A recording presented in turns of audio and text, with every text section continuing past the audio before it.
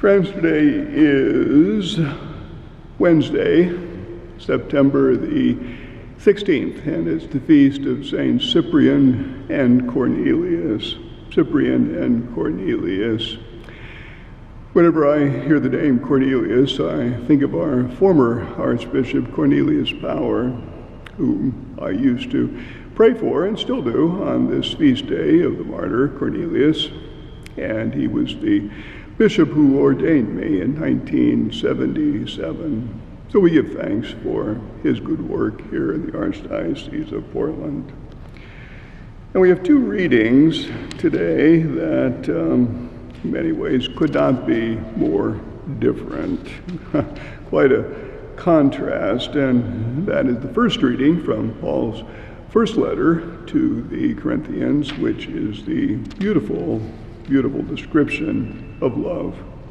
If I speak in human and angelic tongues, but do not have love, I am a resounding gong or a clashing cymbal, and so on. I oftentimes have said that love is an action word, not a feeling, not an attitude. It is doing something. And St. Paul seems to agree when he speaks of all the different qualities of love. Love is patient, love is kind, is not jealous, not pompous, not inflated, not rude, does not seek its own interest, and so on. All of those are action words, not just feelings and attitudes. And of course, that's what makes love a challenge. Love is one of the theological virtues. Of course, love is something other than a theological virtue too. There are all sorts of categories of love, and I wrote about love in my column last Sunday in the bulletin. I know perhaps many of you have not seen that because you're home and have not yet returned to church, but it's online. If you go to the Cathedral website, bulletins are there. For 3 weeks I wrote on those virtues: faith, hope, and love. And various and sundry saints and philosophers and so on would say, well, one or the other is more important. Faith is important, most important. No, hope is the most important. St. Paul makes it very clear when he feels that love is the most important. Love is that glue that binds everything else together. And by contrast, we have a kind of unusual reading from the Gospel. The reading in which Jesus says to the crowds, "To what shall I compare the people of this generation?" And what generation is he talking about? Well, he's talking about ours, talking about every generation. Human nature remains pretty much the same.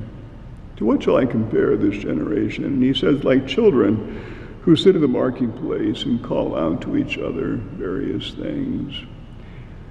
And the ultimate point is that we're very fickle.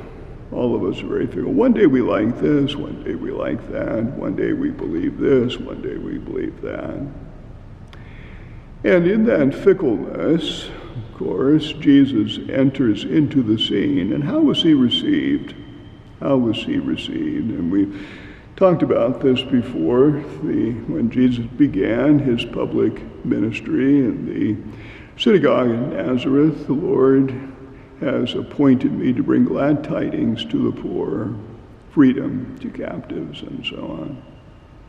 And on the one hand, some were open, but the other hand, people were not. But the Father, of course, sent his Son into the world and into what we might call the distant country. When the prodigal son leaves his father and home, it says he goes to a distant country, a dissolute life, a land of darkness. St. Augustine referred to it as the land of unlikeness, where we no longer resemble the likeness of God in whose image we were created. And this land of darkness does not welcome the light.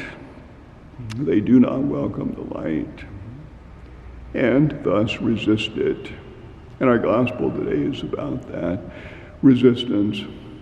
But nonetheless, it's the Father's will that Jesus comes into the world, into these places where there exist those who need the light, those who are sinners, those who are blind, those who are deaf, a land of dysfunction, needing the light and the mercy and the healing, the Savior, Jesus. And the resistance is there. The gates of hell, are resisting, and yet we continue in that struggle to bring light into darkness. The gospel, in reflecting upon this light and darkness, this land of unlikeness, this far country, we reflect upon the fact that this is why Jesus came. And the church, of course, continues the ministry of Jesus to shine that light into the darkness. And the resistance that is shown to it, well, we celebrate two martyrs today, two examples, those who spoke the truth and, of course, those who resisted against the truth. And you can kill this person, that person, whoever speaks the truth. Ultimately, the truth and wisdom will prevail. Today, in the gospel, it is kind of enlightening. It shows some of the names that Jesus and John the Baptist were called. Bullies, bullies out there who referred to John because he did not eat and drink. They referred to him as one possessed with demons. He was crazy. What's the matter with him? And Jesus, who did come eating and drinking, and they say, look, a glutton, a drunkard, a friend of tax collectors and sinners. But that's where the church needs to be. That's where the church needs to be, among tax collectors and sinners, bringing light and hope and freedom. We continue that ministry today in the church, and of course the same resistance is there. We're called all sorts of names, but we continue, and martyrdom even continues, because the light ultimately will prevail till that day. As Paul so beautifully says in that first reading on love, the day will come when we will see God face to face, and the veil that separates us will be lifted. We will know even as we are known. And we look forward to that day when the truth is evident and present. When the gospel today says wisdom is vindicated by her children. Keep the faith, preach the faith, live the faith. Hold that thought, and we'll see you tomorrow.